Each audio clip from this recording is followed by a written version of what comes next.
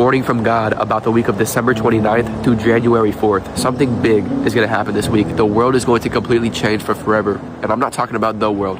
I'm talking about your world. I'm going to give you one thing to do this week, and I guarantee if you do it, it will completely, absolutely, 100% change your life. All you got to do is focus on God. It's simple, but it's not easy. Instead of focusing on all your problems, which you seem to be so good at, focus on the problem solver.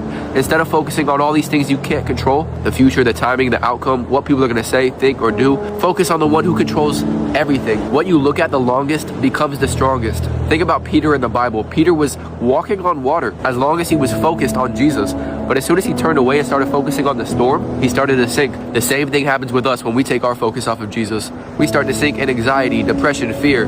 You are a result of what you focus on. If you focus on the world, you're going to get worldly results. If you focus on God, you're going to get godly results. Think about David and Goliath. Everybody else saw Goliath and they were scared because they were focused on the size of the giant. David pulled up and he was like, man, y'all scared of a giant? Do y'all realize who is on our side? David wasn't focused on the size of the giant. He was focused on the size of his God. Everybody else was measuring the giant against himself, but David was measuring the giant against God. And that's God math right there. I like God math because nothing you face this week is going to be bigger than God. And when David faced Goliath, he didn't talk about how dangerous Goliath was. He talked about how great his God is. Stop telling God how big your problems are and start telling your problems how big your God is, because nothing you face this week is going to be bigger than God. And I bet if David was a rapper, he would have said something like, God's way too good. If I could thank him every second of the day, I would. I read the Bible and talk to the one who made the book. Go tell the devil, look, I'm losing, major look. They see me winning.